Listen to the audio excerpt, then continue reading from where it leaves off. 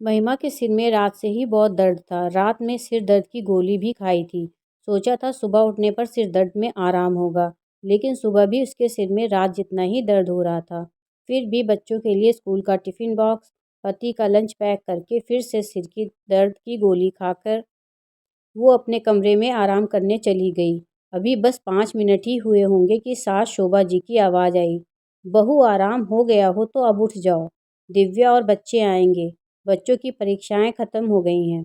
आज कुछ खाने में बढ़िया सा बना लो। महिमा के हाथ पैरों में बहुत दर्द था। दवा लिए हुए अभी कुछ ही देर हुई थी। उसमें इतनी भी हिम्मत नहीं थी कि वो उठकर पकवान बना सके।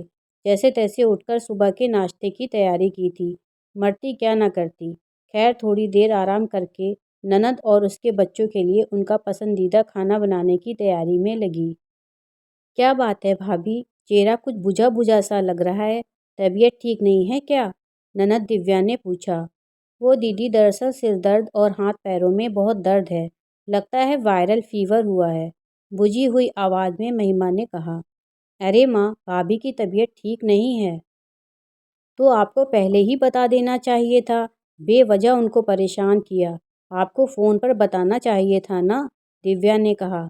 अरे कुछ नहीं ऐसा हुआ है जो तू इतना परेशान हो रही है। उसे तो बस हर समय आराम का बहाना चाहिए ताकि महारानी को कोई काम न करना पड़े। तू इन सब बातों में ना पड़। आ जा मेरे पास, चुपचाप बैठ जा। तेरे बालों में तेल लगा देती हूँ। माँ शोभा जी ने इशारा करते हुए कहा। वाह माँ, आप तो सास होने की बहुत अच्छी जिम्मेदारी निभा रही हो। अरे बालों में तेल लगाने की ज़रूरत उस समय भाभी को थी जब वो सिर दर्द से करा रही थी। आज आप भाभी की तकलीफ़ में उनकी देखभाल नहीं करोगी, उनकी बीमारी को आराम करने का बहाना कहोगी, तो कल को आप भी अपनी तकलीफ़ में उनसे उम्मीद मत रखना कि आगे चलकर वो आपकी सेवा करेंगी। क्योंकि कहते हैं ना कि जैसी करनी वैसी भरनी। आप कैसे मेरी तबीयत ख़राब होने पर चिंता करके मेरी सास से मेरा ख्याल रखने को कहती हो, वैसे ही आपको भाभी के लिए चिंतित होना चाहिए। वो भी तो किसी की बेटी है, क्योंकि उनके मायके से कोई कहने वाला नहीं है। बेचारी भाभी के तो मम्मी पापा भी इस दुनिया में नहीं हैं। तब तो आपको उनका ज़्यादा ख्याल रखना चाहिए। आज आप ज़रूरत के समय भाभी की मदद का हाथ बनोगी, तो वो भी आपकी सेवा के लिए हमेशा तत्पर रहेंगी, दिव्या ने समझाते हुए कहा। बेटी के मुंह से सच्चाई सुनकर शोभा जी ने अपनी आंखें नीची कर लीं। महिमा को किचन से फ्री करके उसे दवा देकर आराम करने को कहा। आज बेटी दिव्या की वजह से शोभा जी की पुरानी सोच हमेशा के लिए बदल चुकी थी।